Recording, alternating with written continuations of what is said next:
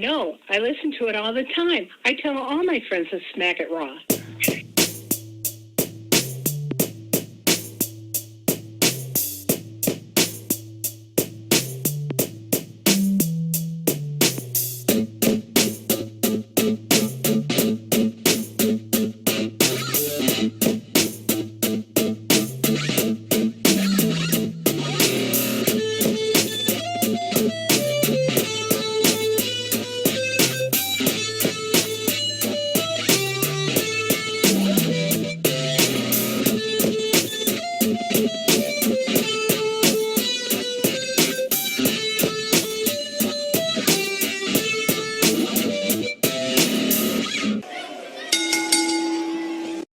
Following podcast contains mature content. The views and opinions expressed by the host are not necessarily those of the host. Listener discretion is advised. Ladies and gentlemen, welcome to the Smackin' Raw podcast, episode 197. That is right. We are now officially 3 episodes away from our 200th episode and about a month away from our 4-year anniversary. Nice. A month and a half. I am your host, the Warden, Matt Ritter. I am here, as always, with my co-host, Daddy Delgado himself, the Pornhub Poppy. Vince, what's going on? Daddy's home. How you doing, man? I'm doing good. Yeah, I'm doing good too, man. Like decent week of wrestling. I missed some few things here and there. We'll get to it once we get on the show, man. But pretty good, pretty solid week, man. Pretty solid week. Well, let's start it off as we always do, because I see you. It's chilly here in Chicago. It is. It was the 80s not too long ago, and now all of a sudden we're down in the 40s out of nowhere. You needed a hoodie, and you went to the Black Lives Matter hoodie, NWO style, inspired by the NWO, created by Kings Wrestling. So, ladies and gentlemen, as I always say, I've got a new pin tweet up. Same link, whatamaneuver.com will get you to the shop. You can get a hoodie, you can get a tank top, you can get a t-shirt. If you want something else that's not available, like maybe a Black Lives Matter thong, hit up TC, hit up Young Kings Wrestling, tell them, hey, I want this. See if they can get it on the merch store. Yeah. I don't know what they do or don't have available, but it's worth checking out. And what's most important is, as we always say, the money goes to a good cause, ladies and gentlemen. The money is put into a fund, and then that fund is distributed to the people who need the money, who are affected by injustice, by police brutality, so on and so forth. So please, if you have the money to do so, donate your money, put it towards that cause, because it's one that we really do believe in, and we want to continue to push the narrative here every week. I don't even know how to transition this, because we're going to go from Black Lives Matter to Velveteen Dream. Did you see the statement now that he has been officially released that Velveteen Dream put out? I saw that he put out a statement. I saw that it looked like it was a 2-page essay, and I said, I'm not in school anymore. I don't care enough to read this. But I think, hear that like the gist of it was that now that he's released, he's like the kind of like saying that the rumors aren't true, like all the claims are false and the allegations are like non-true, like those are all like he was just like backpedaling or something.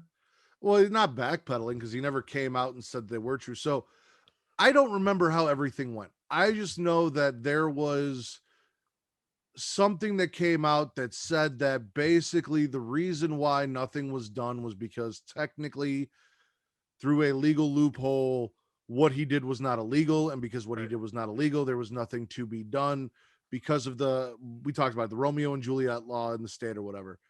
The statement that he released, I don't have it here with me, so I can't read it fully out to you, but basically said that the allegations made against him were false. People are speculating that the reason why he didn't speak out earlier is because WWE lawyers asked him not to keep it quiet in hopes that it would go away, so on and so forth. But he's basically saying none of that was true.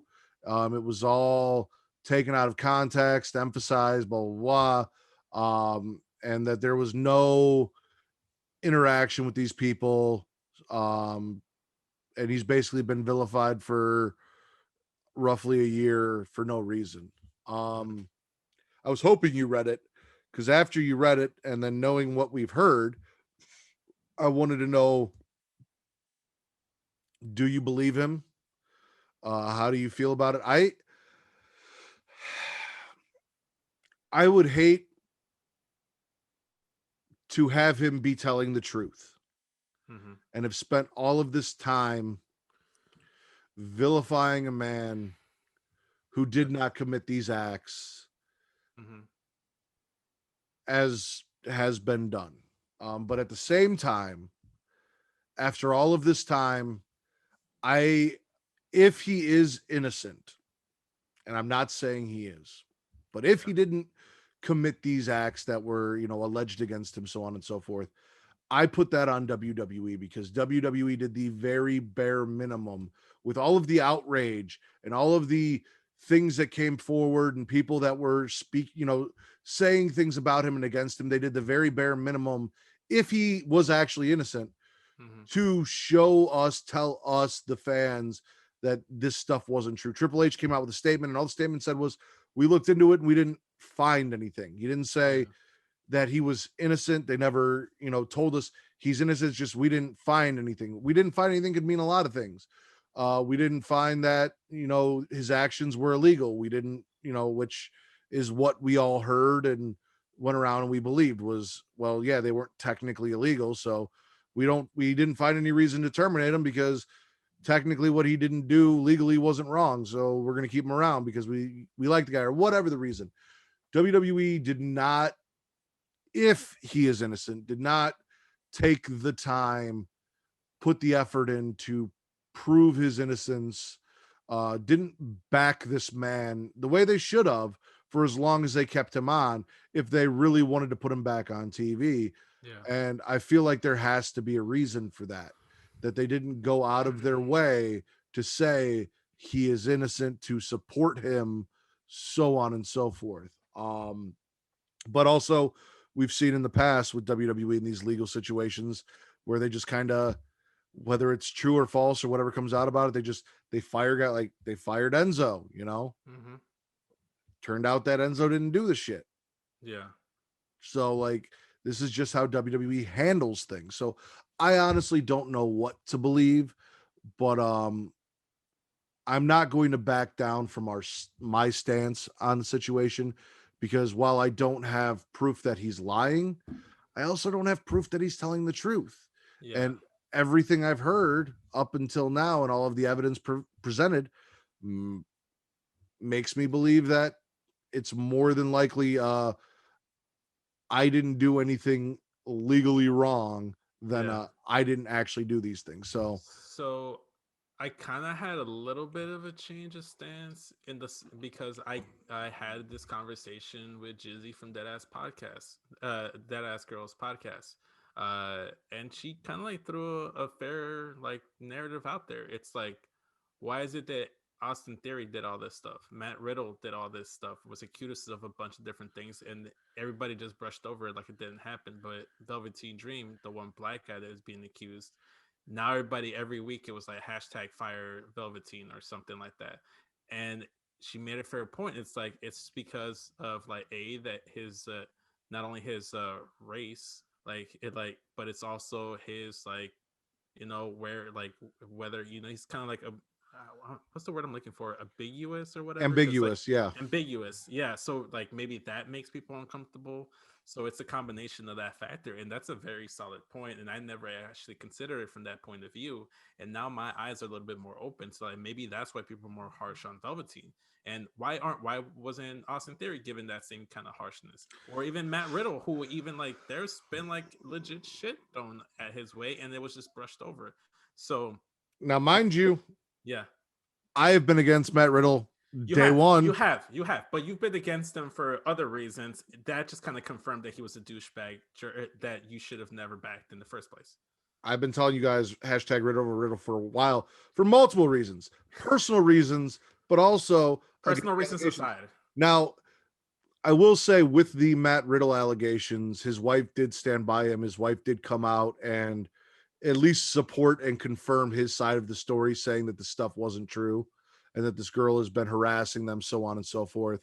So I can see why, with the support of his wife, who is the one person who would be most affected if this stuff was true. Yeah. Why people let it go. Austin Theory, again, same situation. And I asked not too long ago why no one says anything about Austin Theory. And I believe it was TC from Young King said that he sees it on his timeline every week, but I don't know where he's seen it because I don't see it. Yeah. And I said that what they were hoping to do with Velveteen Dream is what they had done with Austin Theory is people will just stop talking about it. And when they stop talking about it, they'll just go back to watching the guy and letting him perform. And I think that was their goal, was to handle it the same way. It just, But they just never did. for multiple reasons. One, as you said, race is definitely a factor. And if you don't believe that race is a factor in this, you're crazy, because black men in America are definitely more so vilified and looked at more so as a villain than a white male in America would be for these actions. I will say it's it like this. If a white man were to commit a crime or like a sexual act or something like that, even like when Donald Trump was saying some stuff about like grab her by the pussy, oh, that's locker room talk. Oh, boys will be boys. But if a black man were to say that, I was like, oh, he's just a thug. Well, not just that, and I don't want to get too deep into politics because we got other stuff to talk about, but yeah, you look at a guy like Brock Turner, who the judge said, I don't want to ruin his future. But then we look at, someone like Trayvon Martin, who's murdered by police, and people are doing their best to go and justify the police's actions and pull up his, oh, well, he was this, he was that, they dig in and try and find criminal history and all of these things to vilify a victim. But then in, like I said, that Brock case, people are trying to defend him because he has a bright future. He's this, and it's like, well, it's kind of obvious if you look at it. A white guy did something fucking terrible, and we're like, oh, but his future, a black man's future was taken away from him, and we're trying to justify why it was okay to kill him. And that's not the right mentality. So that's what I'm getting at is black men in America are looked at a certain way, and it is, for whatever reason, easier for society to vilify them and justify them as the villains. So that is definitely a case. And then again, as you said, and as Jizzy said in that conversation, you have the ambiguous aspect. Is he gay? Is he straight? Is he bi? That makes a lot of people, for whatever reason, uncomfortable, and also an easier target to vilify, which again is fucked up, because it doesn't matter if you're gay or straight or bi or trans. You are a person, and your actions are equal to the actions of any straight person out there. It's no worse, no more damning because of your sexual orientation. But that is how society still in 2021 views things and justifies things as, oh, if someone is of the LGBTQ community, they're more I don't know the word I'm looking for, but basically persecuted. No, not persecuted. They're more liable to commit these sexual crimes and these sexual acts because they view them as dirty and as less than, and it's fucked up and wrong. So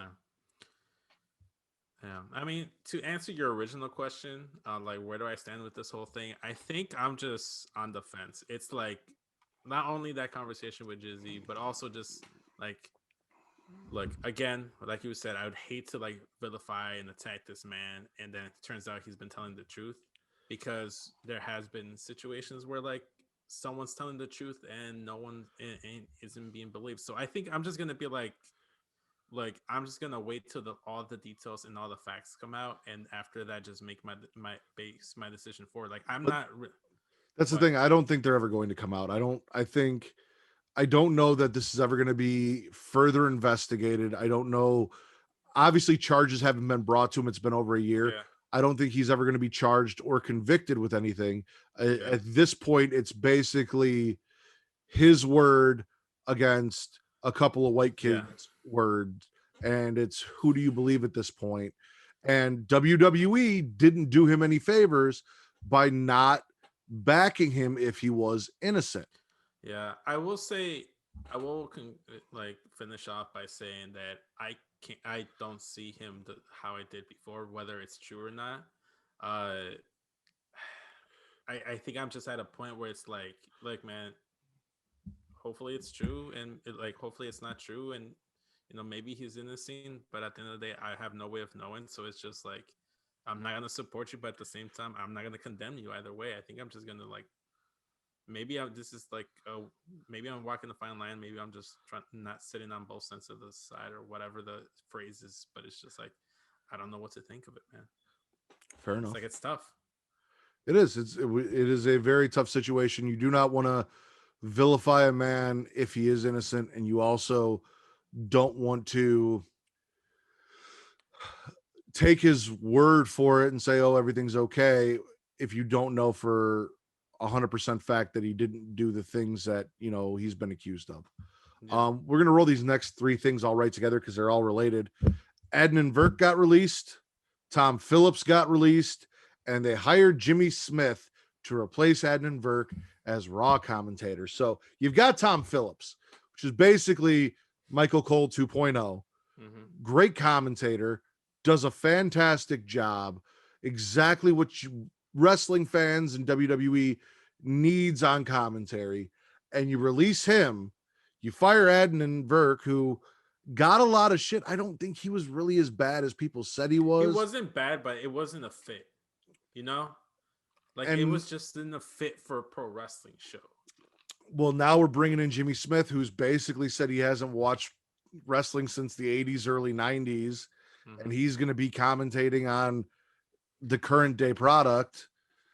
But do you see a pattern here, right? Like, for whatever they reason, want sports commentators. Yeah. Yeah. You remember when SmackDown was first moving to Fox, they were talking about having Daniel Cormier being on commentary for SmackDown. Mm-hmm. So it's like, I don't know what it is about this. It's like Tom Phillips is perfect. You have basically three Michael Cole clones. They're basically what you want in the WWE. You have the main Michael Cole, you have Tom Phillips, and then you have Vic Joseph over on NXT. It's like NXT is a perfect example of how the commentary team should be working. Like Wade Barrett, Vic Joseph, and Beth Phoenix complement each other perfectly. And I feel like Tom Phillips and Corey Grace have always had great chemistry. Then you add Byron Saxton. I feel like we've already seen that combination on Raw at some point with before the move to Fox. Corey Grace, Tom Phillips, and Byron Saxton. It's a solid 3-man team. Yeah, I mean, I'm not a huge fan of Byron, but I'm not either. But I feel like he's just kind of like that third guy. He's kind of like the Yamcha of the Raw announce team, and everybody needs a Yamcha. Everybody needs that punchy bag. We'll see how Jimmy Smith does. I'm very disappointed in them releasing Tom Phillips because Tom was fantastic, and they need to hire Mike Adamle again. That's what they need. Get the fuck out of here, Jeff Harvey. Oh my gosh. But I mean, we'll see, man. I don't know. I don't even know who Jimmy Smith is. So last but not least in news and rumors is the big rumor that was released today. Supposedly for the last 2 months, WWE has been working on a possible partnership with New Japan Pro Wrestling. We don't necessarily know what that means, what it would look like, or how it would go. The speculation is that it would allow WWE to bring in and use New Japan Pro Wrestler or New Japan wrestlers and possibly send over some of their talent to work in New Japan. It would be an exclusive deal between New Japan and WWE. And of course, this is a divisive subject because you have multiple. So you've got New Japan fans who are like, fuck you, WWE guys. We've been telling you that New Japan is great and you guys shit on it. And now that WWE wants to do business with them, you drones, which I fucking hate. That's the dumbest fucking thing ever. Just like AEW sexuals or whatever. Like, people are fucking stupid on the internet. You really are. You drones are all happy now, and now you want to act like you're New Japan fans, this and that. Then you've got, fans of Ring of Honor, AEW, Impact, who aren't WWE fans, who are also upset because this means that New Japan won't be part of the opening of the Forbidden Door and the talent exchange. Tony Khan came out and released a statement earlier today before SmackDown, where basically he was like, hey, Nick Khan, good for you. Took you 2 months in 2 weeks. This is the shit I've done with New Japan. And I still have plans with New Japan going forward because Jon Moxley is the IWGP US Heavyweight Champion. So, yeah, you spent 2 months. What have you done? This is what I've been doing with them already. He also said, first off, I don't know why they keep giving this guy a mic and recording him, because as much as he loves wrestling, he's a fucking terrible promo and a terrible interview. No disrespect to Tony Khan, because he's actually really good on Busted Open. So I don't know if it's the camera or what, but he said there's only room for one Khan, and that Khan is Tony Khan. So good luck with that, or something like that, or Dude, like, having it was bad. I feel like he desperately wants to be the new Eric Bischoff. Yeah. You've also got WWE fans who don't care because they don't really know much about New Japan, and you've got WWE fans who are excited. I think that's where you stand. You're the one of the WWE fans who are like fans of wrestling that don't really care about New Japan. You're just like, okay. Yeah, no, like, so here's where I stand. If this deal happens and some of this talent comes over, depending on what this talent offers and how they're booked and whatever, I might be excited. I'm not a guy who watches New Japan. I know the names. I know Ibushi. I know Okada. I know Evil. I know Minoru Suzuki. I know the names. Naito. Like, I know the names. If you stood them all next to each other, I think I could pick out Okada and Minoru Suzuki. Other than that, wouldn't know anyone from fucking, wouldn't be able to tell you who's who. Yeah. I think I will say this is that I would have been more geeked about this news before AEW was a thing, because Kenny Omega was a talent with New Japan Pro Wrestling. Kenny Omega versus AJ Styles, or Kenny Omega versus Seth Rollins, were two matches that I was like, I really want to see those matches just because there was some hype there. And then two, I really do want to see like Okada with someone there in WWE, specifically like a John Cena or a Roman Reigns. Okay. So I'd be into it. Like, I'm not gonna lie. There's some New Japan alumni that aren't there right now. Heck, this too. Andrade, when he was still with WWE, had Andrade still been there, Andrade versus Naito would have been a dream match of mine. The only person from New Japan that I give two shits about because he entertains the shit out of me on Twitter is Tama Tonga. That is the Gorillas of Destiny versus the Usos. Yeah, that's one thing that they've talked about. That is the only thing in the New Japan bubble that I'm excited to see, because I would enjoy Tama Tonga cutting, or Gorillas of Destiny cutting promos on WWE TV. I think that they would be fantastic, and I'd like to see that, but they're the only people that I really give two shits about coming over here, because I don't really know anyone else. I've never This watched, would be a perfect opportunity except for Okada, because I watched the fucking Jericho, or was it Jericho? No, Jericho didn't wrestle Okada. Jericho wrestled Omega. Jericho wrestled Okada as well, but it started with Omega versus Jericho, and then went on to Jericho versus Okada, and then Jericho versus Naito. Was it Ibushi that came over and did the Cruiserweight Classic? Yes. Ibushi. Okay, so I've seen him. I've seen him wrestle. And then obviously I love me some Kenta, aka Hideo Itami, and I'm familiar with him. I got him on AEW. I had him in NXT. So like shit like that, yeah, like I'm for that. That'd be cool. I know who Jay White is. Like, I've seen him. Jay White versus Finn Balor would be a really solid matchup to see. So but that's the thing. It all depends on how they book it when they come over. And I don't want to see WWE just burying New Japan. Like, no, everyone else. So no, because then I'll give them the same flack that I was giving AEW for basically burying Impact, and I feel like it still hasn't helped Impact in any way. It hasn't helped them like the way. Well, I'm with TC. I pray to God that Moose shows up Sunday after the main event match, because if he doesn't, have Moose take the AEW title. Honestly, Moose is probably a better option to be AEW champion than anybody on the roster, not named fucking Christian or Penta, in my opinion. Or I don't know, man. Like, I feel like the world title picture over there in AEW is a little weird. Yeah. Like, they got names, but it's just like there's nobody there that I feel like it's like looking like they could take the title other than Hangman. Hangman should have been champion. You want to do AEW real quick, because I know you didn't watch it, but I did. And there's some key things we got to talk about. So we kicked it off. Actually, a decent match despite his opponent. We had Darby Allin defeat Cesar Bononi, and then they call out Ethan and Scorpio, who decline. They get jumped by Cesar's group of social outcasts, is what I'm gonna call them, because that's basically what they are. And then Paige and Sky come back down, beat down on Darby and Sting until Dark Order makes a save. We have a weigh-in between Cody and Agogo, hosted by Paul White. We cut backstage to Hobbs jumping Christian Cage. Hangman defeats Joey Janela. Hangman's busted open after the match. Team Taz is Brian Cage and Hook are being told to go after Hangman Page, but they don't. Mox and Kingston have a promo where they're like digging a hole outside the arena. They say the pressure's on. What's better than one belt, two belts, tag team title, blah, blah, blah. We got Pac talking shit. He gets jumped by Kenny. OC comes out, hands him a note. He opens it up. It's the torn up contract. Kenny gets an orange punch. Pac gets up, steps on the AEW title, stops Cassidy from picking it up, goes after him.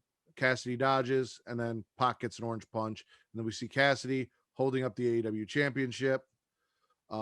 Matt Hardy gets outplayed by Mark Sterling to become Jade Cargill's manager. So Sterling officially got the job and got her a match. She defeats Kylan King. We get a promo from Lance and Jake where Lance says he doesn't want Dante to win tonight. He wants Miro to win because that's what he wants. Miro does win. He defeats Dante Martin. Then obviously Jake and Lance come out. Miro's mic is off. And then he gets it turned on and he basically says, come on, Lance, do something, blah, blah, blah. Lance comes down. They brawl a little bit. Refs break it up.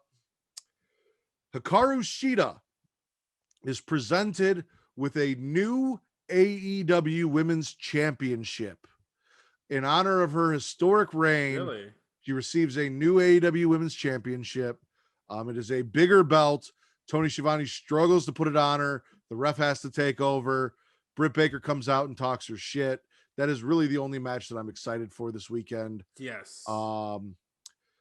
Ethan Page and Scorpio Sky defeat the Dark Order, and then Darby comes down with an army of guys wearing Sting masks, one of which is Sting. Brawl. They hit Sting. Sting no sells. They realize it's Sting. They run away. And then our main event is a celebration for the Inner Circle. This was also really good. It was very heartfelt. The Inner Circle's talking about how, Vince, I can tell you're Googling. No, I'm trying to find the title, man. I'm trying to find the fucking title, but I'm not trying to make it completely fucking obvious. No, it's completely obvious. No, like there's no hiding it. You got really close to your computer screen real quick. No, they do this celebration for the Inner Circle where they cover their highlights and it's all emotional. And it's, if this is our last time together, and everyone has a little speech.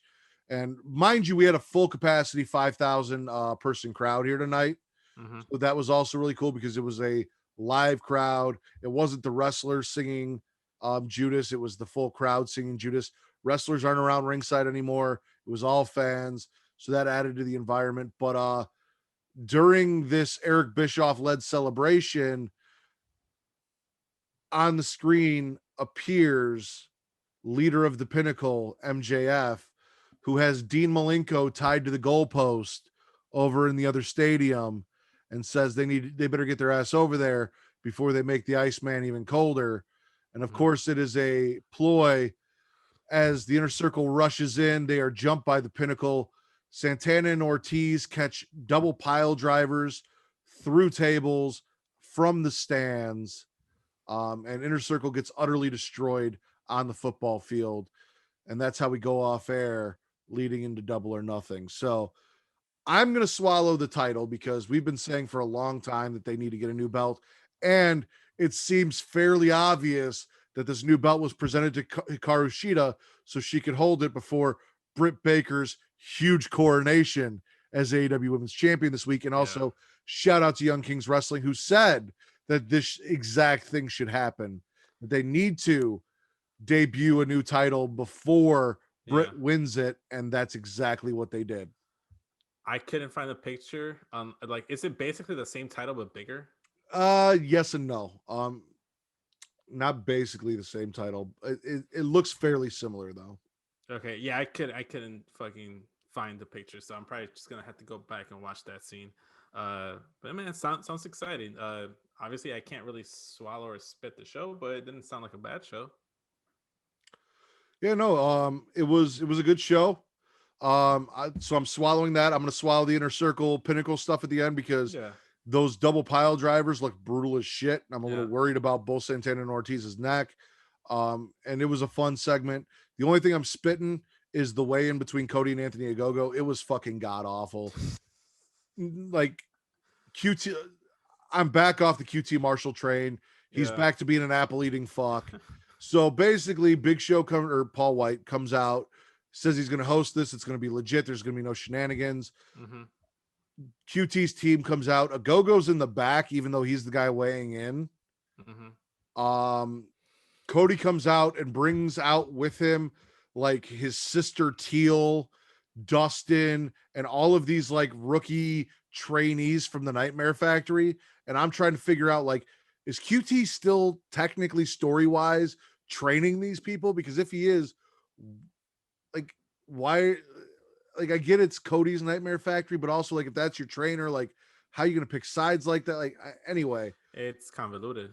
they both strip down to their underwear. They weigh in. They don't have a digital scale, so Big Show's trying to use like the fucking doctor scale, and it's taking fucking forever.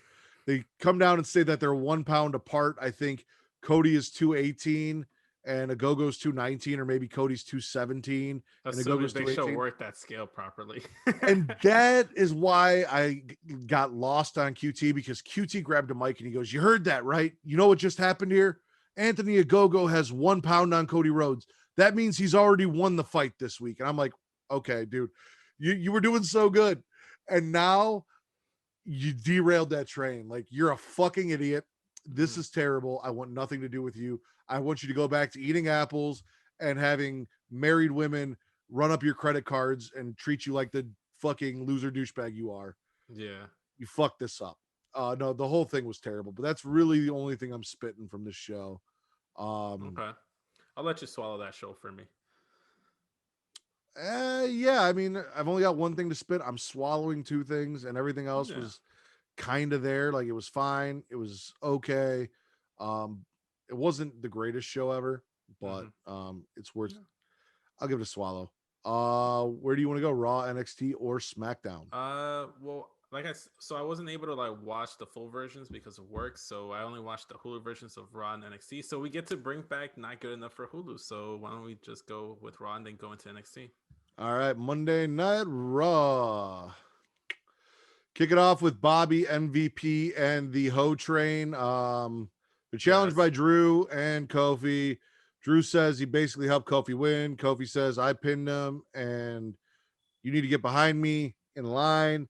Adam Pearce makes Drew v. Kofi #1 contender match. Kofi takes out Drew and accidentally Bobby, and then Bobby and MVP attack Drew and Kofi to cause a DQ. So no finish. So we're going to get a rehash of that match next week. Yeah, saw that. Nikki Cross challenges Charlotte or Rhea. Charlotte says Nikki Cross basically is in her league. Rhea says she accepts. Again, if you haven't seen something, stop me before I talk about it, and I'll mark it not good enough for Hulu. Rhea accepts, and Charlotte says she'd beat her in 2 minutes. So Rhea's like, yeah, I can do it in 2 minutes. Rhea loses the beat the clock challenge. Nikki Cross is not able to beat her in 2 minutes. Not very surprising. Charlotte defeats Asuka. Disappointing. Again, Cedric defeats Shelton. Again, not good enough for Hulu. Xavier versus Riddle. Yes, I saw that. Riddle won with the RKO. Yeah, Riddle won with the RKO. AJ loses to Riker. I don't think I saw that. Sheamus versus Humberto. I didn't see that. And Shania versus Natalya and Tamina. Unfortunately, I saw that. All right. Shania loses to Natalya and Tamina. We get more Reggie Fire nonsense. Shayna's pissed, wants a match with Reggie. Vince, Yes. what are you swallowing from Monday Night Raw, if anything? I want to... Don't hate me and please don't mute me, but I'm going to swallow the Xavier Woods Matt Riddle match because I thought it was a good match. I'm going to swallow the the whole interaction to start things off between the Hurt Business, Drew, and Kofi. The match leading up until the DQ between Drew and Kofi is good, and I'm swallowing what they're doing with Kofi. They're putting him back in that title picture, that main event scene. Other than that, I don't really think there's anything else that I'd swallow from the show. So yeah, I mean, I'm very curious as to what the deal with them giving Bobby Lashley a hoe train is. I'm not against it. I'm not mad at it. They're not calling it the hoe train, obviously. I still, if anyone that's listening to this who does graphic design, please send me a video of Bobby Lashley's entrance to the Godfather's music from one of the last 2 weeks. Yeah. I want to see that. I do like the back and forth between Drew and Kofi. I don't like the fact that we got a non-finish and we're going to get the match again next week. Again, I don't want to keep seeing Drew versus Kofi every week till we get to one of them getting a win or the triple threat match, whatever we're going with. God, I hope it's not a fucking triple threat match, because how many fucking triple threat matches can we put poor Bobby Lashley in for his title? Give me one-on-one matches. Let this be done, and let's build the feud. Like, honestly, hate to say it, don't fucking need Drew McIntyre in the title picture right now. No, I really don't. I think after give Kofi the win, send Drew somewhere else. Yeah, I don't know. Have him go do something with what the fuck? I don't know. Go do something with the IC title, the US title, and Sheamus. I don't fucking know. Yeah, you can do something with Sheamus. You could just have a feud for Drew that doesn't involve a championship against. Why not bring back Keith Lee and do something there? Oh yeah, why not bring back Keith Lee? Wow, yeah, dude, what a concept. There's something, I don't know what's going on with Keith Lee. I don't like it because a lot of the stuff he tweets out makes it sound like he's like waiting for his release to talk about what's been going on, and I hope that's not the case. That better not fucking be the case. I don't want him to be, I mean, obviously, if he's having some sort of personal issues that is keeping him away, that's one thing. I'm fairly certain he's not injured. So either it's WWE or it's he's got personal shit he's dealing with. I just want Keith Lee back on my TV whenever he is ready to come back. But I don't unless again he's got some personal shit going on. I don't know why he's not on TV, why he's not in a major role. He's got built-in feuds with Bobby Lashley, with Sheamus. He's got his relationship with Drew. Plenty of shit for him to do. I am not going to condone you swallowing Matt Riddle using someone else's finisher to defeat Xavier Woods. You swallowed Matt Riddle. You swallowed the match, and the match concluded with Riddle hitting Xavier Woods with an RKO. I am not condoning you swallowing Matt Riddle getting a win over Xavier Woods with Randy Orton's finisher. Hashtag Riddle over Riddle. Hashtag fuck that guy. We talked about it at the beginning of the show. He's a piece of shit all around. Yeah. Poor Xavier Woods should have won that match. This is some bullshit. Oh, man. All right. You spitting anything from Monday Night Raw? The main events. I am sick and tired of Reggie. I'm sick and tired of Shayna. They're ruining Shayna. And them closing off the show by setting up Shayna versus Reggie next week. It's like, this was like 5 weeks too late, maybe. And I don't fucking care. I just get Shayna away from Nia. Break them up. Let Shayna be fucking around with Reggie. And then have Shayna be this fucking badass she was before. The only positive from this was that we didn't have to see them on fucking SmackDown this week, because had they been on SmackDown, I had planned to tweet directly at WWE. Why is it so hard for you to stick to your fucking brand split? Yeah. Shayna and Nia are Raw superstars. I never want to see them on fucking SmackDown again. Stop putting them on my goddamn TV. They are not the champions. There is no reason for them to be there. Please just stick to your fucking brand split. Yeah. I was ready to go, and then they weren't on SmackDown. So, the match was stupid. Yeah. I don't want to see Shayna and Nia together anymore. I don't Yeah. give us we have new champions. Give us something new. Give us a new team for them to feud with. I don't care if it's Lana and Naomi. I don't care if it's Mandy and Dana. I don't care if it's the Riot Squad. Get Shayna and Nia out of this fucking title picture. Let them Get 'em out fight of each that other. tag team. Let Yeah. them fucking fight each other. I'll watch that. Anything but this fucking tag team and fucking Reggie. Yeah. I also want to spit like whatever the fuck they're doing with AJ Styles and those tag titles. Just like get the titles off of AJ and Omos and put them on the national tag team. Try to rebuild your tag team division. You brought it like Viking Raiders came back the Raw after WrestleMania and they haven't done shit with them.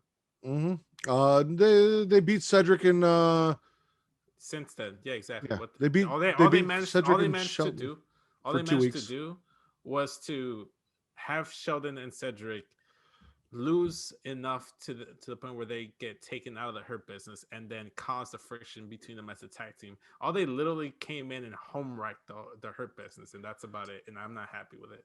I'm gonna spit the Xavier Riddle match because fuck Matt Riddle. For obvious reasons, yes. Let's get into not good enough for Hulu. Speaking of all that stuff, Cedric defeats Shelton.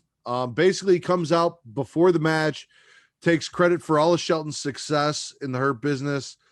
Says he's washed up. Says that Shelton is the reason that they were kicked out of the Hurt Business, not him. Guarantees a win tonight, and then ends up getting the win out of Shelton. AJ loses to Riker with help from Elias, who then goes to run and hide, almost finds Elias, grabs him from the barricade, picks him up, ends up chasing them up the stage. Elias trips so that almost can catch up to him. And then Elias gets put through the LED stage by Omos or into it and breaks it, whatever. This might have been a Hulu and I just might have missed it. Some of this sounds familiar. Okay. And then, yeah, also Sheamus versus Humberto Carrillo. Not good enough for Hulu. Tragic. What, like, dude, like, I swear, like, the minute I don't watch, like, the regular version, I watch the Hulu version, they choose to always neglect Sheamus. Yeah. And the one Mexican that was on the show. Like, what the fuck? Yeah. Like, they do it on purpose, man. This is why I try to avoid watching the Hulu version if I can. Yeah. Jesus. I don't tell you. So not good enough for Hulu. Cedric Shelton, Sheamus Humberto, and maybe not, because Vince doesn't know what the fuck he watched. AJ losing to Riker. Oh, man.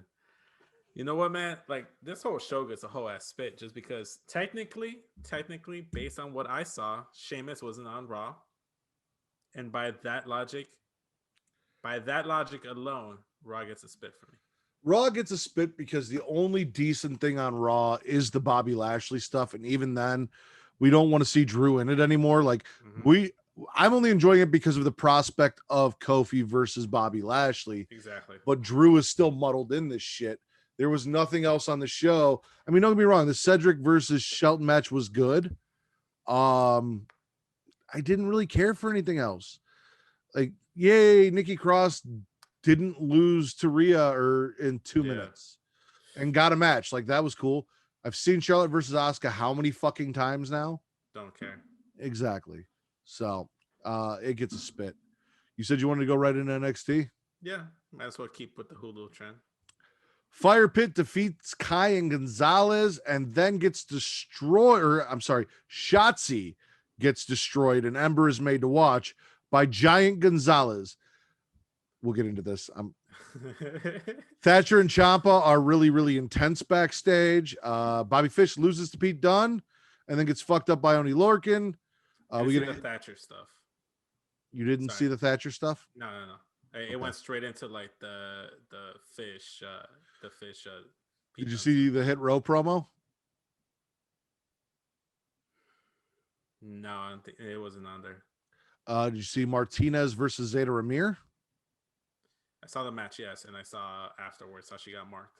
Yeah, Mercedes Martinez defeats Zeta Ramirez, and then the lights go red and out and come back on, and Martinez is marked by Tian Sha. Finally, they've been gone for like 3 weeks now? Yeah, something like that.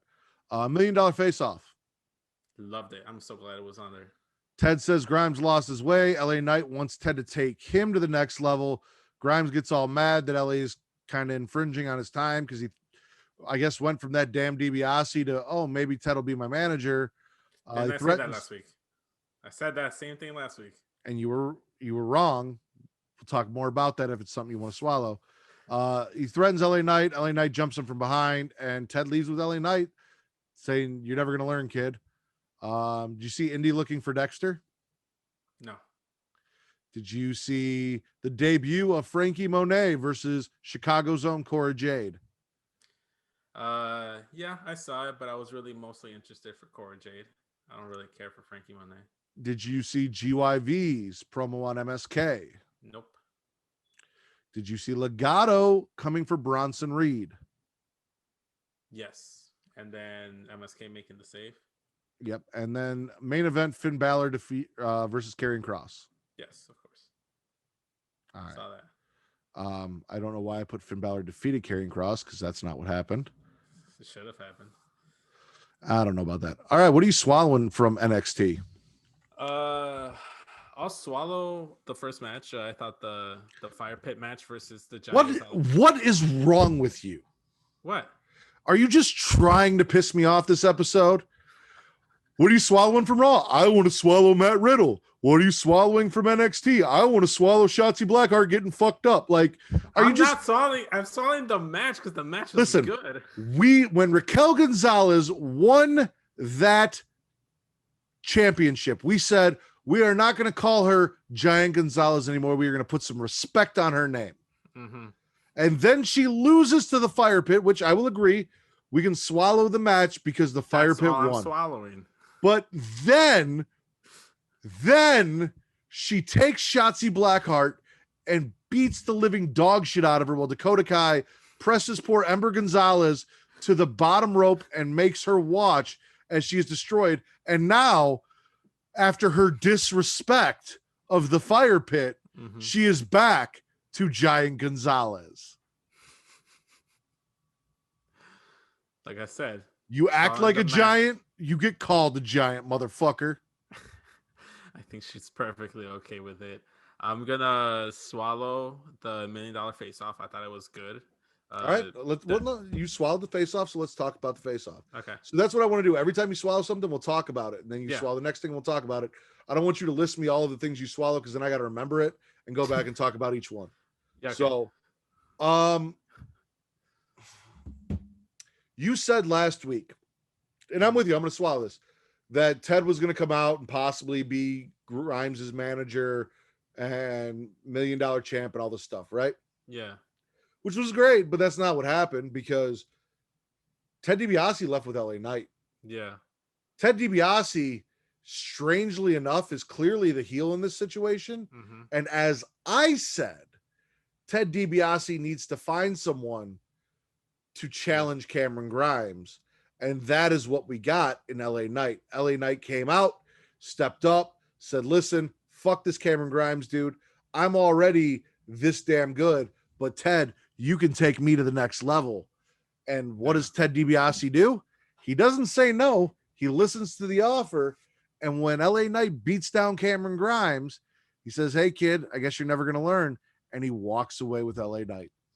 Again, but still hasn't fortified. So you're right, as in that he needed a proxy, and I think this is not done. But I think the end game is still going to be, it could be, Ted DiBiase being the manager to Cameron Grimes, and that's where we go with things. Again, I could be wrong, but LA Knight I did like the whole interaction. This is the one time since his debut that I've actually cared about something that the LA Knight's doing, because it's literally it's only because he's a pawn in the Ted DiBiase Cameron Grimes story and not because of for himself. Yes and no. So I was going to say LA Knight has done nothing to tickle my prostate up till this point. But if you look at Cameron Grimes and you look at LA Knight, who is going to look better with that $1 million championship wrapped around their waist? LA Knight. LA Knight fits the mold of what we have seen for $1 million champions managed by Ted DiBiase. I like that idea. Not that the guy can't talk or anything, but I do feel like even a guy who can talk like LA Knight Ted DiBiase is going to do a lot for him. And I Because, really like, hope they go with honestly, that. what's LA Knight's gimmick other than I'm a douche jerk guy on NXT? He's discount MJF. Like, he's not as good MJF. Exactly. So at least this will give him something to latch onto. Correct. You swallowed anything else? I'm swallowing Legado coming out and confronting Bronson Reed, and I loved Santos Escobar's reasoning. Like, that's the North American title that has Mexico on it. That belongs to Mexico. What about Canada? I know. Canada doesn't count according to Legado. Yeah. I love that little bit. I did like that. So that whole interaction was just really, really good. And do you want to talk about it real quick? Obviously, let's go into it, man. Let's dive into it. No, when I say do you want to talk about it, I mean, do you want to talk about how I said that Santos Escobar needed to lose the Cruiserweight title so that he could move on to the North American title or to the AEW or to the NXT championship? Yes. And now here we are with him having lost to Kushida, right? Kushida? Yeah, he lost to Kushida. And moving on to the North American title. And look at how excited you are for the prospect of North American champion Santos Escobar, because it was a great fucking idea when I said it. And it's a great fucking idea on TV, even though you fought me and said, but he is Lucha Libre. He is Cruiserweight. He needs to keep the title. No, he didn't. So this is better for him. This moves him up the card. Let me clarify by saying I didn't dislike your idea. I was all for him going after the North American title. However, I didn't think him dropping the title to Jordan Devlin was the move. I thought he was going to keep the title a little bit longer, or because I didn't see Jordan Devlin sticking around in NXT, and I know they wanted to keep that title in NXT. I just didn't feel like it was something they want to keep permanently in NXT UK. So Kushida winning that title, I think that's the perfect guy to go ahead and just hold on to the NXT title and then transition Santos Escobar. Let's be honest. Does it really matter? Like, it's great for Kushida because Kushida got a title run, but does it really matter if he lost to Devlin or if he lost to Kushida? It didn't. But I think it didn't matter who he lost to. He just needed to get that title off him. And honestly, NXT UK could use that Cruiserweight title more than NXT is using it now. And it doesn't have to stay in NXT UK. We've seen Devlin come over here. Yeah, he can keep coming over. He could have stayed over here for a little bit. I'm just gonna go ahead and say it. I'm just gonna admit it. I'm biased. Santos Escobar is my dude. I want him to win the match over Jordan Devlin, whether it made sense to keep the title or not. Like, come on. Obviously, that's where it was going. Like, obviously, that's where I've always been going. I just can't go out and just straight up be straight outright biased. You know, I am all the time. Why can't you? I try to come off professional and unbiased on the show, but okay, well, neither here nor there. This might piss some people off. I've got to spit. Unless you've got anything else you want to swallow from the show. Small little swallow of Tian Shaw marking Mercedes Martinez because I think that match might be really, really good. Them not coming out or doing anything, and just being a mark on her hand didn't do anything for me. So I'm gonna reserve that for a future swallow. Like, it's a possible swallow in the future. I'm spitting Frankie Monet's debut, and this might piss some people off. Here's why. From all that I have heard about La Guerra Loca, I was not impressed. She looked stiff. She looked uncomfortable. Yeah, maybe there's a little bit of ring rust there, but for her first match back, coming in and it's supposed to be a squash match, nothing that I saw in this match was like, oh shit, that's someone that's going to be challenging for the NXT Women's title. That's someone that's on the level of these women in NXT. I just saw somebody who wanted to get her shit in and was a little, and when I say stiff, I don't mean she was stiffing Cora Jade. I mean, her movements were stiff. Yeah. Like, she didn't look fluid. Like, she looked like maybe she needed to stretch or something before the match. Like, she didn't feel like she wasn't flowing very well to me. So yeah, no, I'm spitting that because I was not impressed. I mean, Jade Cargill is using fucking Beth Phoenix's finisher. Beth Phoenix is on commentary like, oh, that looks familiar, because she's using now. Frankie's using Beth Phoenix's finisher. Did she use that in Impact? Yeah. Okay, so She kind of looks like Beth Phoenix 2.0, but Not as good. not as good right The now. Little Like, Caesars version of Beth Phoenix. I'm not gonna attack her because maybe it is ring rust. Maybe going forward, depending on the opponent or whatever, Yeah. she'll loosen up and it'll get better to all of the stuff that I've heard about her. But for that match from this week, I wasn't digging it. I wasn't feeling it. I'm spitting it.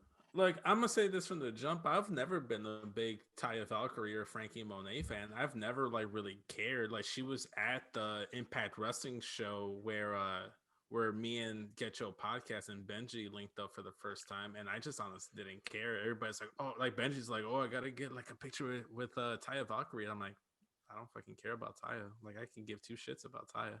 Like, nothing against her. I have nothing against her. I just don't care about her. She does nothing for me. I think RN's a big Taya fan, so Yeah, that sounds like our answer. Hate to be infatuated over someone that no one else cares about, yet critique people that others love. So ooh. Do I need to get you and RN together? Is there a little friction there? no, there's no friction. I What's just that? What's that about? Okay. no, there's no friction. It's just like go ahead. No, finish. I was just gonna say, like, you can't make a comparison on the show saying like like I'm sorry, I forgot the new Japanese wrestler's name that came over, but saying that Saray. Saray. I'm sorry, I'm not familiar with her like I was with Kyrie, Io, and Asuka. But it's like, oh, she's just like another Io. It's like the whole point of saying that Asuka, Io, Kyrie, and Saray are all the same character. That's just dumb. Yeah. I can't agree with that. So that's why that's all I was alluding to. I'm obviously spitting Giant Gonzalez destroying Shotzi Blackheart because that was some bullshit. Mm-hmm. I do want to talk real quickly about. I mean, Finn Balor lost? Like, I'm not really swallowing that match, but I'm not really spitting it. But it happened. I don't even know if I want to gargle it. It's kind of like I'm voyeuring that match. It's like it's happening in the distance. I may or may not be enjoying it. I don't know how I feel. What about Like, Fish and Dunn? Not enough Same. to like spit or swallow. The only thing I want to say about this is now that Pete Dunne has defeated Bobby Fish and Only Lorcan has attacked him, and we don't give two shits about Cool Kyle, can we please just reform Red Dragon and Thank do you, that please. thing? Please. Just do that. Please. Not good enough for Hulu. We got a really intense Thatcher Ciampa promo where they're like in the camera talking about the tag team champions, or not the tag team champions, talking about, I believe, GYV is what it is. Same thing, Hit Row promo. Really good promo from Hit Row. I enjoyed it. It's them in the studio talking shit. If you don't know, now you know.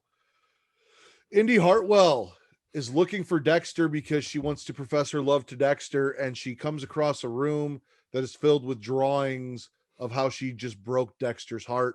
One of which is Dexter standing over her with a little cartoon mouth bubble saying loser and a knife in Dexter's chest. Oh wow. And then we got the GYV promo where they talk about how they should have been champions, not MSK, and I 100% agree with them.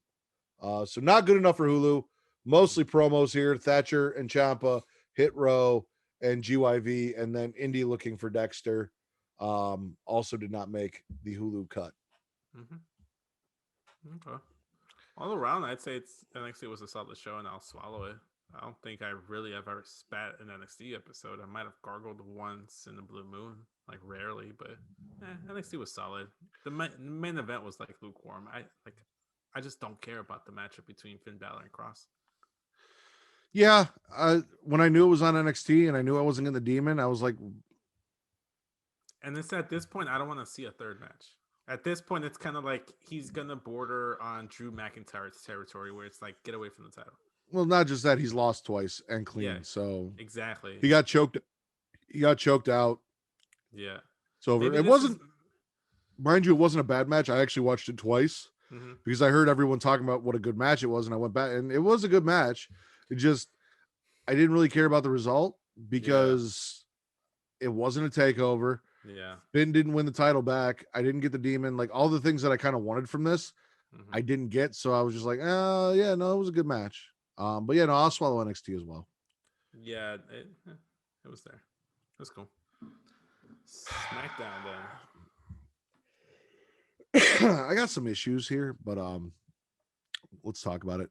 We got Jimmy hyped for the tag match. Roman stops by to spread some seeds of dissent among Jay and Jimmy. The Usos defeat the Street Profits. Before the match, Street Profits are talking shit about how the current Usos aren't the Usos that they fought before in any way, shape, or form. And the Usos basically call the Street Profits stepping stones, which they didn't like. Usos end up getting the win. We had an interview with Rudolph for the main event. Tamina and Natalia defeat the Riot Squad. I hate to say Riot Squad was looking kind of rough tonight. Maybe it's because they're not getting a lot of TV time and not a lot of reps. Yeah. But the only plus here is thank God there was no Shania. Jimmy asked Pierce for a title shot next week against the winners of the title match tonight. Jay seems a little stressed about it, but Adam makes it official. Bianca defeats Carmella with Bailey on commentary, who's just running her mouth the whole time. We get a interview with the Mysterios about being the first of her father and son tag team champions and how when one hurts, they both hurt, blah, blah, blah, blah. Seth celebrates his birthday by trashing Cesaro and blaming the fans for what happened to Cesaro. Apollo, I guess, technically wins or loses by DQ because Aziz hits KO with a Nigerian nail. What? Someone spike seems yeah. shit. Roman is then sitting down, spreading more discord, basically saying, I thought you said you were with me. But now you're going to have this tag team title match. Do you really want to go back to which one are you again? Jay's like, oh shit, I didn't think about it that way. Shinsuke Nakamura defeats Chad Gable. Corbin steals his crown back. Rick Buggs attacks Corbin, and Shinsuke gets the crown again. KO, who can barely talk after getting the Samoan spike to the throat, begs for a title match next week with Aziz banned from ringside and gets it. And our main event, the Mysterios defeat Rudolph. Ray is hurt before the match, so Dominic goes out there and performs by himself for the majority of the match. I missed how he got hurt. How did he get hurt? They didn't show how he got hurt. They just showed him hurt.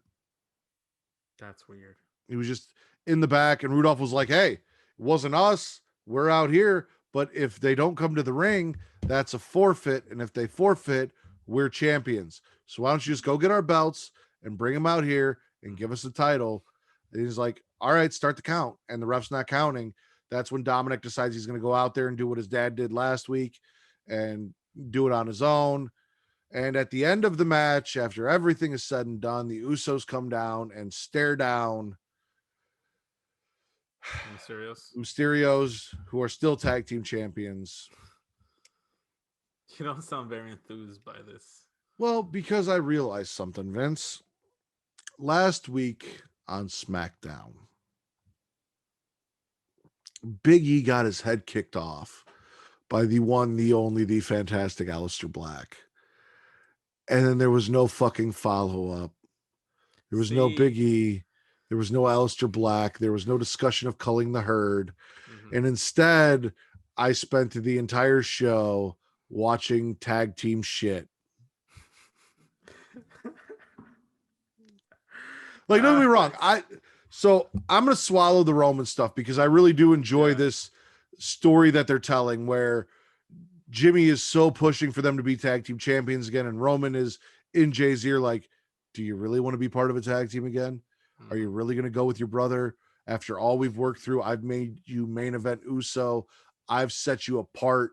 Hell, TC from Young Kings Wrestling tweeted out, this is the first time, and he can't remember how long, that he actually knows which Uso is which in a tag team match.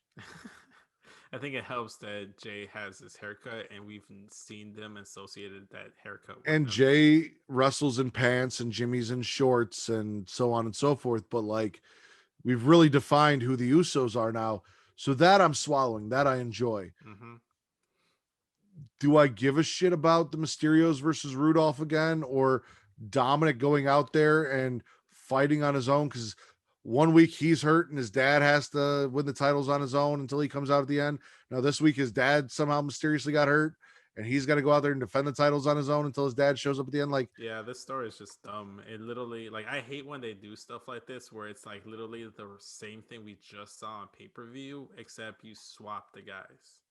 So it's literally so the exact same story. So, but staying with the Swallows real quick, I want to swallow Street Profits versus Usos and the whole interaction to start off the show because I thought that was a fantastic way to kick off SmackDown. mhm. I thought that match, like, say what you will about the other tag matches, that match delivered. That was a match I've been wanting to see ever since Street Profits were in NXT and the Usos were running the penitentiary on SmackDown Live. That obviously is going to get a swallow for me. I'm gonna keep swallowing Rick Buse and Shinsuke Nakamura because I love me some Rick Buse and Shinsuke Nakamura. Shinsuke beat Chad Gable, like, big fucking whoop. And Baron Corbin is part of this story, and you still haven't announced the King of the Ring yet. And if that's not the end game, then this whole thing's getting a spit for me. And then, like you said, don't need to go back into it, but like the whole romance, seating dissension between the Usos has been fantastic. It's one of the best things going on WWE programming right now. I'll swallow everything Usos match and all that with you. Other than that, I'm gonna swallow. Shout out to the commentary team on SmackDown because it is a 2-man booth of Michael Cole and a fucking punter who. What are you laughing at? You said a fucking punter because you try to get you like. Because I kind of like what he's doing. I kind of like Pat McAfee on SmackDown. But that's the thing. That's what I'm getting to is I'm swallowing it because it's Michael Cole and a fucking punter, but they're probably the best commentary team in WWE right now. Like, yeah, everyone, I do not give it to NXT, and we'll talk about that here in a second. Everyone talks about how awful Adnan Virk was, and we could have Tom Phillips back, and we miss Samoa Joe, and this and that. It's always the negative. Until tonight, I haven't seen anyone really talk about how fantastic Pat McAfee has been. Now, yeah, I call him a fucking punter, but at the same time, thought you were about to throw shit. No, I'm giving the guy credit because he is actually doing a great job. A, we know he is a wrestling fan and he loves wrestling. And B, he is a great talker. So Pat McAfee is killing it. I mean, normally it's Corey Graves that's sitting here drooling over Carmella. Pat put over Carmella big time in that match against Bianca for all of her achievements and being former SmackDown Women's Champion, this and that. And even along with Bayley, like, put Carmella over for why she's in this match, you know. Yeah. I mean, he knows who he's supposed to be. He's supposed to be the heel, like, arrogant, like, color commentary guy. He like a Bobby the Brain Heenan, like a Gorilla Monsoon, like a Jerry Lawler, and like a Taz, or like heel like a heel Michael Cole. Like, he knows what role he's supposed to play. He's supposed to be the antagonist to Michael Cole. He's supposed to be just gassing up all the heels and just belittling the baby faces in a way to, just like justify the heels' actions. And as a true wrestling fan, he knows his role and he's playing to it, and that's fantastic. And I think that's key. It's that fact that he's a fan. I'm swallowing that both him and Bayley called out Michael Cole for calling Bianca Belanca. I missed that, actually. No, that was fantastic. Yeah. Michael Cole said Belanca, and Bayley's like, Belanca? And Pat McAfee's like, Belanca Cole? Like, no, it was great. Like, they gave him shit for that. I need to see Bayley versus Michael Cole. That's the match I really need to see.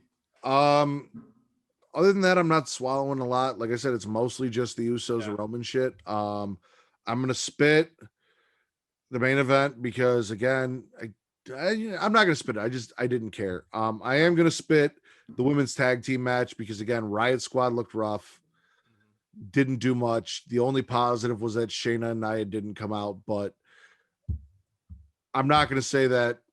I have no problem with Natalya and Tamina as tag team champions.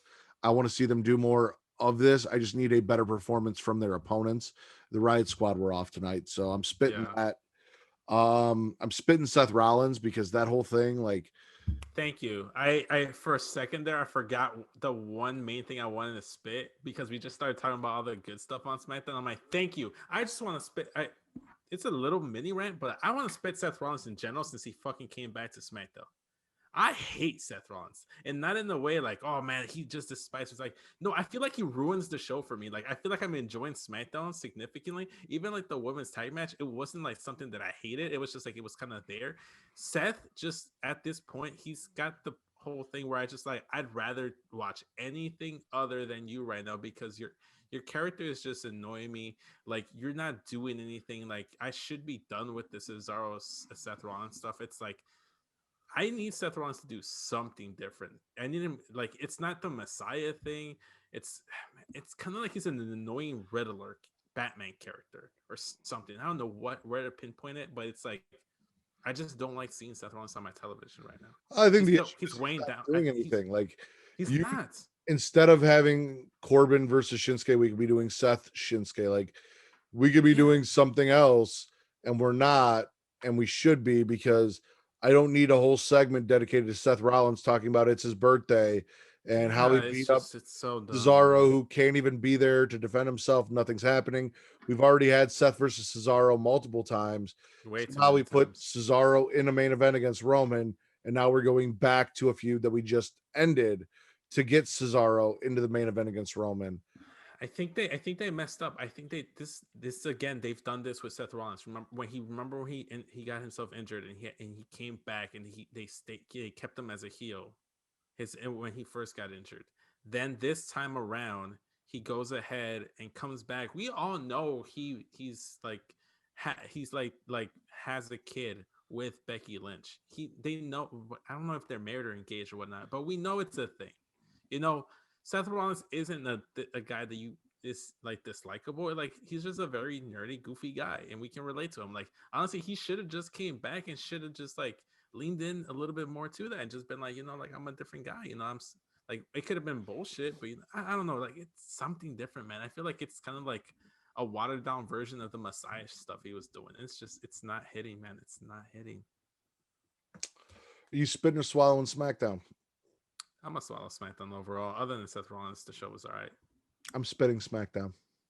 I know exactly why. Oh, that's like no Aleister Black versus Big E. That's a big spit for me as well. I'm not necessarily spitting because we didn't get Aleister Black versus Big E because I'm fine with them saving them actually having a match until Hell in a Cell.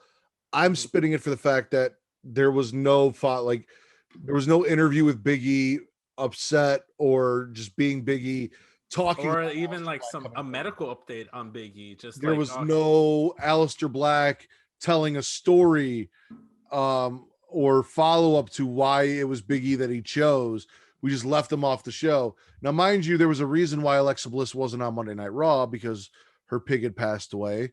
So that was unfortunate that Larry Steve passed away. Yeah. And then the internet got fucking weird about it in multiple ways on both sides.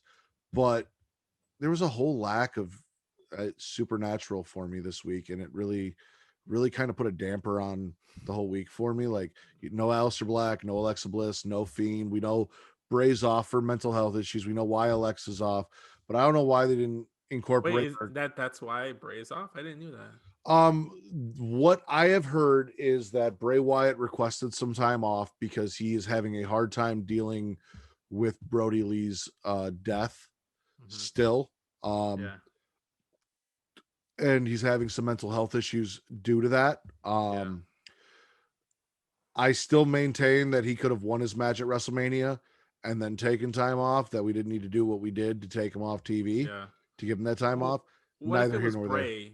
Saying like, I'm not going to be on TV for a while. The win isn't going to do anything for me. Give it to Randy. Would that in any way impact how you feel about it? No. Okay. Just wanted to ask. Because it's a completion of a story. Yeah. And you can still take him off TV after the completion of the story. You can go about it a million different ways. In the end, the right thing to do was have Bray defeat Randy and end that. And instead, Randy defeated Bray and then went over and hung out with Riddle and turned him into even more of a dumb shit who's now beating up on the New Day. Yeah. Great. So we got a bunch of bullshit because of it. And I don't like any of it. So I want Bray to be better, and I want him to deal with his his grief in a productive way and come back when he's ready and in his time. Same thing with Alexa. Again, I also just lost a pet that I had for 10 years. I know that it sucks and it's hard, and I feel for there were a bunch of fans who were like really creepy about it in the way that they were like expressing I'm their really glad I didn't see any of that.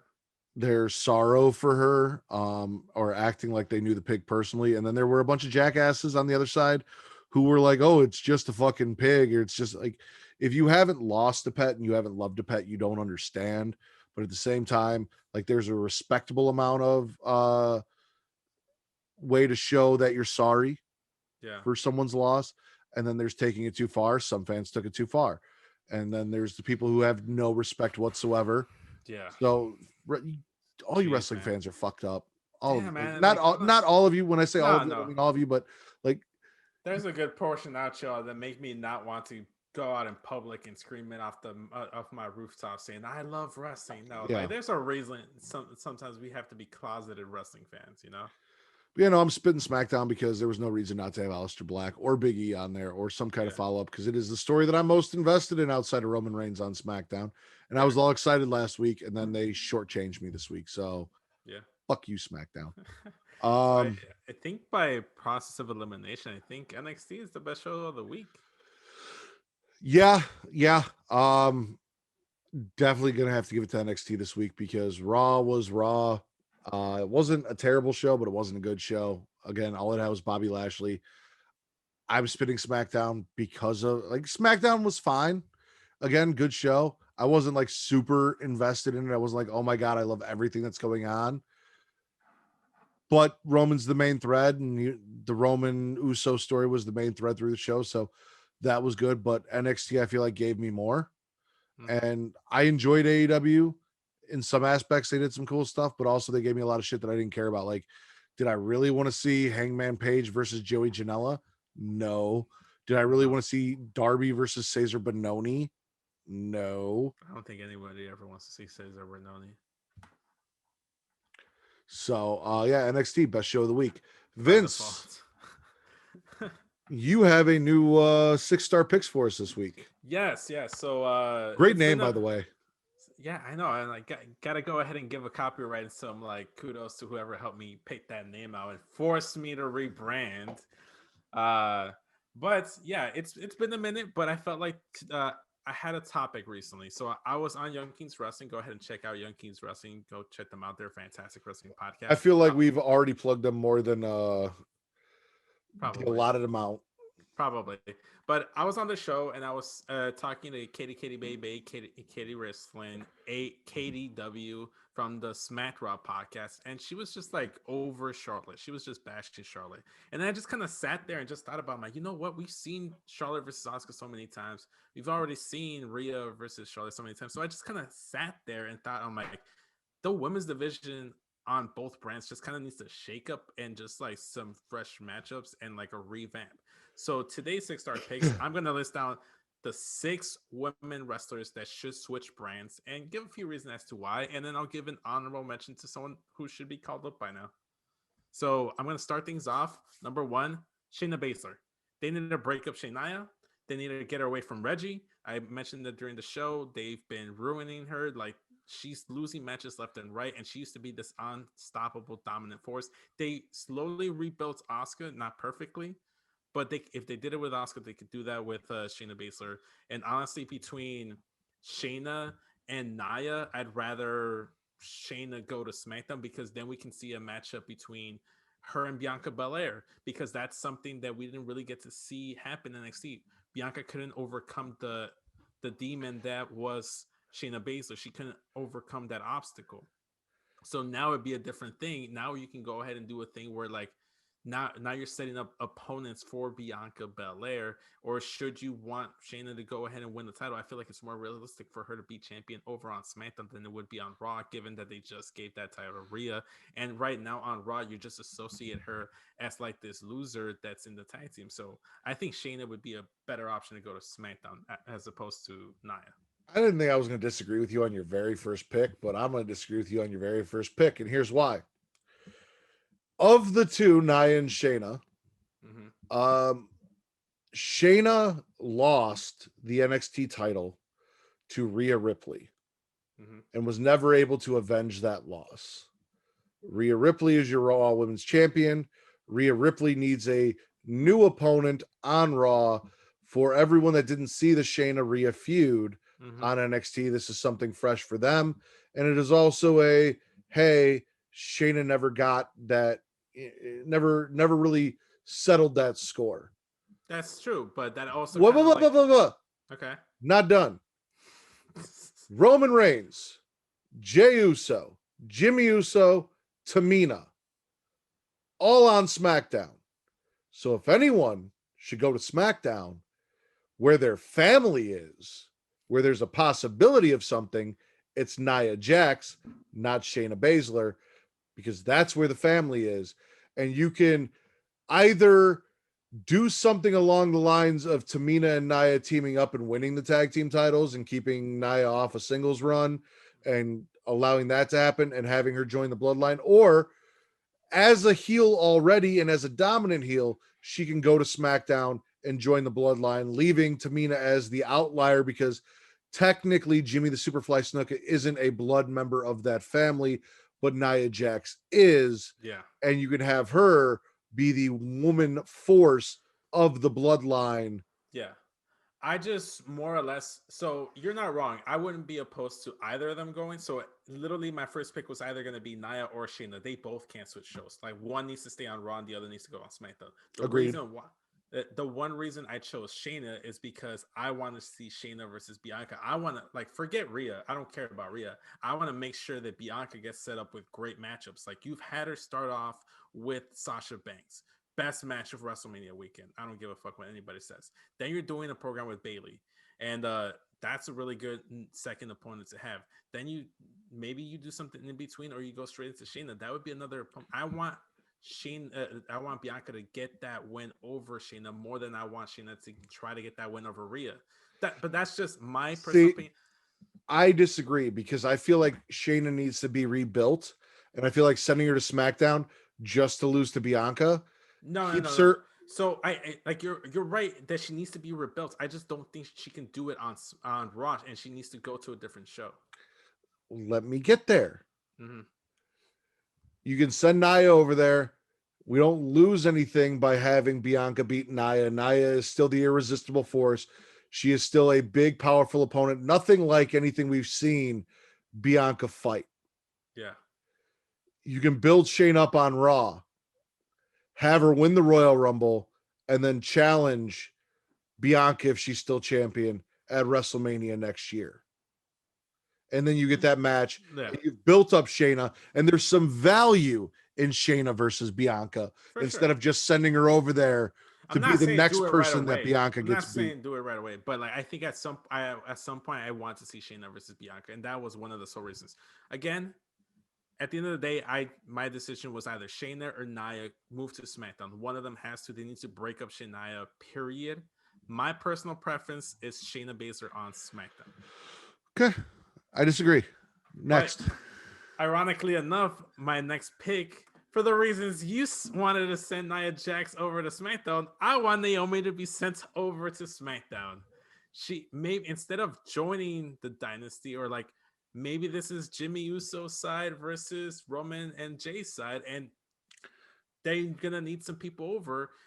I don't know. Maybe you're right. Maybe they send over Nia. Maybe you do like Nia versus Naomi as a sub feud in between that, which would be very good. It would. Again.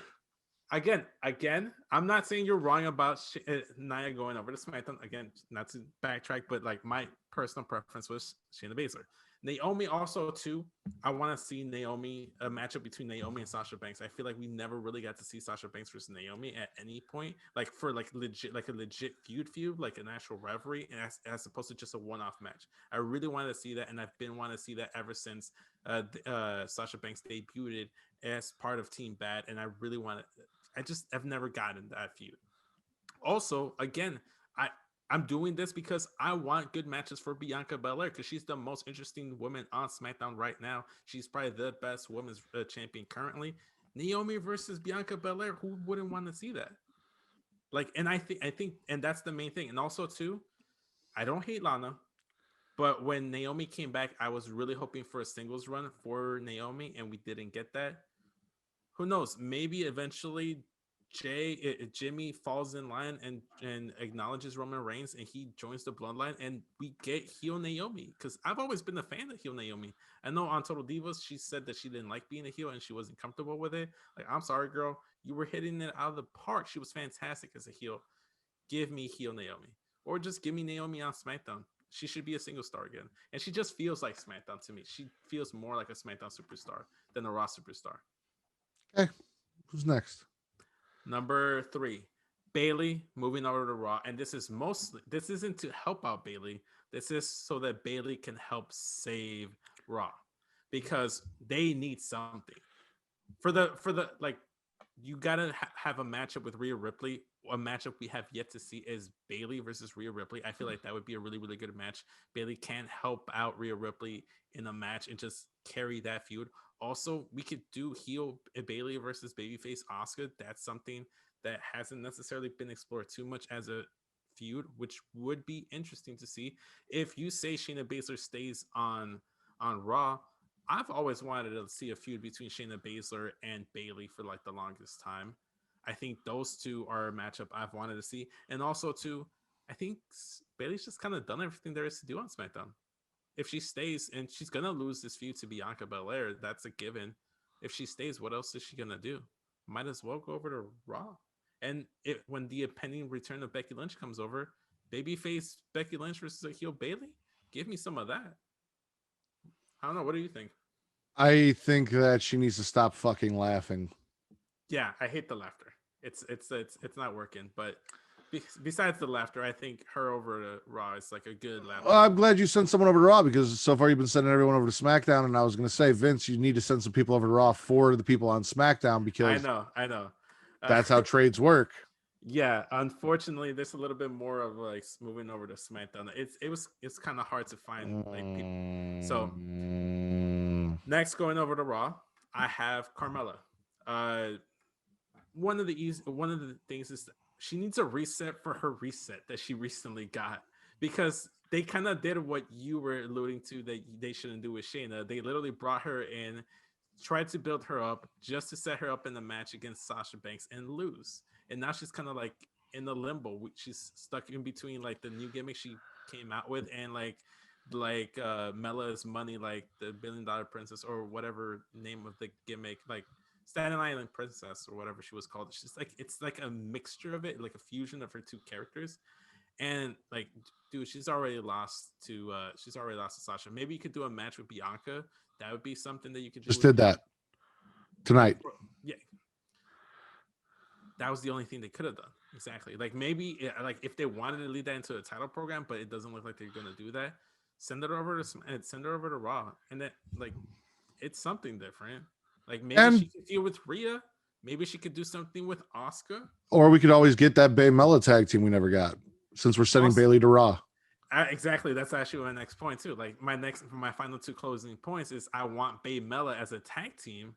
Send them both over to Raw and have them be like, okay, well, we're two SmackDown superstars, still friends. We're in a new roster, new environment. Let's team up together and navigate this as a team. And that'd be a great thing to do. Also, too, Corey Graves is on Raw now. Why not reunite everybody? Who's next?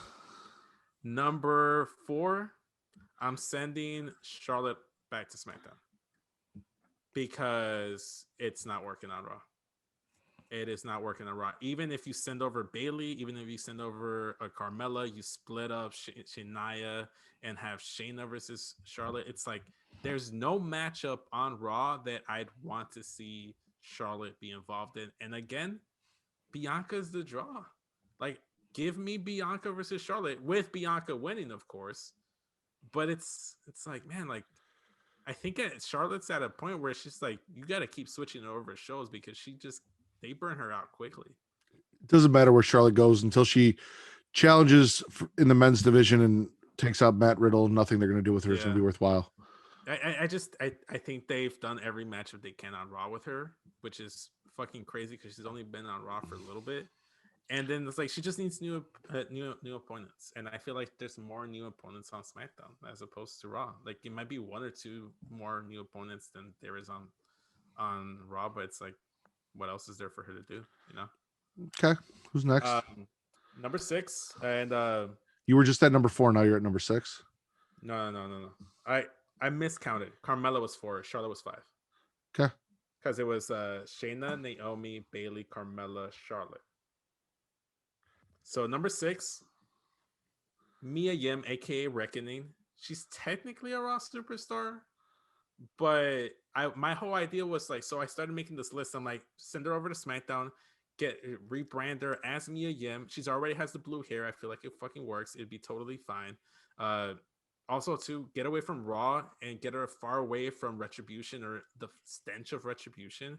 Like, as much as I thought it could have been a good thing, it just wasn't, and I just kind of gave up on her. That's the main thing.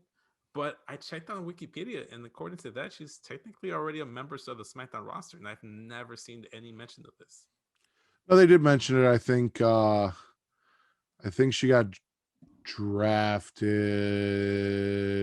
or traded. I don't recall hearing it, so it was news to me. No, I vaguely remember that. I disagree with that one as well. Okay.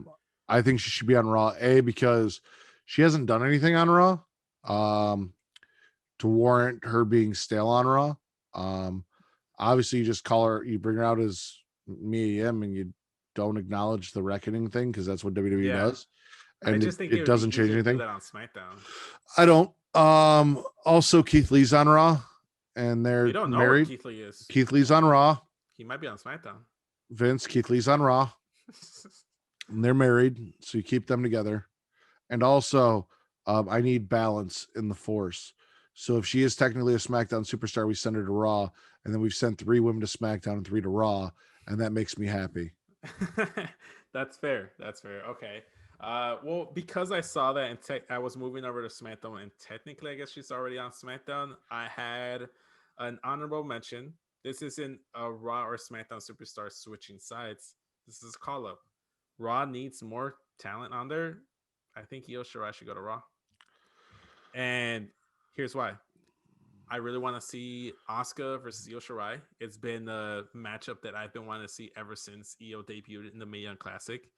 Again, we need new fresh faces, new matchups, and I'm more intrigued with the matchups on there. So Rhea versus Io would be a good matchup. Asuka versus Io. You could do Io versus even Charlotte if she stays over there, or Io versus Shayna Baszler if she stays there, or a Naomi, or even the Mia Yim if they all stay on Raw. You move over Carmella or Bailey over to Raw. I want to see Bailey versus Io Shirai. So I'm assuming that these situations happen. Also, too, it's just like, I think, I don't know, for whatever reason, I just kind of leaned a little bit more towards Raw because I felt like Raw needed it more. I don't feel like SmackDown needs anything at this moment. Raw feels like it's desperate need of like injection of new faces and talent. So that's why I kind of just felt bad for Raw and sent Io over to Raw. I actually feel like Raw has the bigger roster than SmackDown. They just need to use the roster. I would actually put Io on SmackDown. I feel like SmackDown, for whatever reason, just feels like a better fit for Io. Just the roster, the style, the way people are utilized on SmackDown. I feel like she'd be better off there personally. But I would like to see her called up to the main roster. And outside of your terrible first choice of sending Shayna to SmackDown, I agree with the majority of what you said. So yeah. Okay, well that's good, man. That's good. Is there anyone that I didn't mention that you'd want to throw out there and be like, hey, this person should switch shows? I mean, really anyone that's not being, you could send Lana to SmackDown. You could send Mandy or Dana to SmackDown. Cause again, all of these women aren't being utilized. So sending one or both members of the Riot Squad to Raw, anything that would kind of give them a fresh start. Nikki Cross to SmackDown, anything that would give these women kind of like a, hey, we're over here now, fresh start over, wouldn't be a bad idea. Yeah. I don't know. It was just something that literally I want to just go ahead and give credit to Katie for inspiring this whole list, because she's like, yeah, you're right.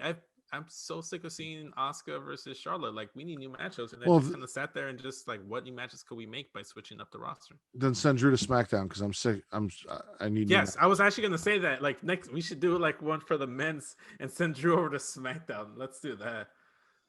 But yeah, man, that's my 6-star picks. Shayna Baszler to SmackDown, Naomi to SmackDown, Bayley to Raw, Carmella to Raw, Charlotte to SmackDown, and Mia Yim to SmackDown. You justified me sending more people over to SmackDown by saying that Raw has more talent on there. No. That's not how things work. You don't just send more people to one roster.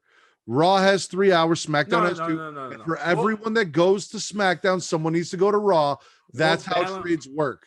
We'll balance it out, but these are the main names that I felt like should switch shows. You can go ahead and send out like Riot Squad over to Raw as one of the teams, and then send over like Lana over to SmackDown, and then that makes it even, or like balance. We'll balance it out, man. I'm just saying that these are the names that should switch to specific shows, and the reason why. There could be like some throw in like names in there that just will balance out the numbers to meet your criteria. If that makes sense. My criteria is set by WWE and the criteria. Okay, let me criteria. rephrase by saying the criteria. Well, but these names are like, for instance, like Lana, whether she's on Raw or SmackDown doesn't really impact things. You know? Fair enough. Yeah.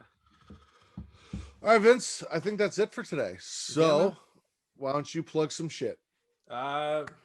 Yes, of course. You can go ahead and follow me on all social media platforms at SESVince, whether that's Twitter, Instagram, the works. Go ahead and check me out. You can also follow the show on Instagram at Smackin Pod. That's when you'll know whenever we drop a new episode. We're going to try to like get some memes out there and make it a little bit more active. But you can also follow the show on Twitter at Smackin Pod.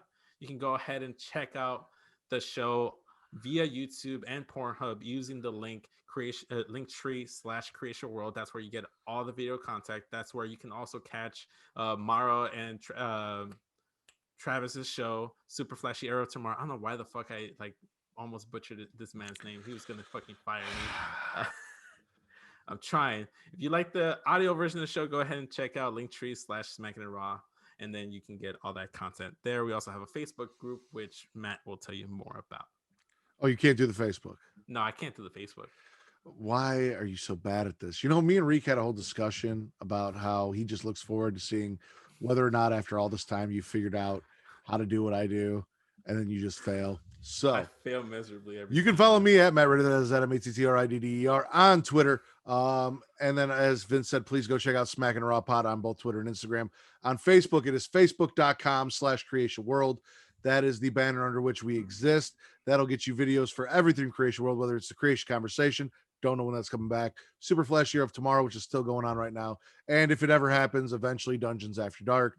I can tell you, we recorded a demo episode that did not get released. We were going to redo it, and it just hasn't happened. Too much shit's going on. I am of the belief that this is never going to happen, but we will see. Facebook.com/group/Smackin Raw is the Facebook group that you guys can go check out. Mike Willis does a great job of holding that down for us and starting up chats for every wrestling show during the week. Also a lot of news, rumors, and just discussion there.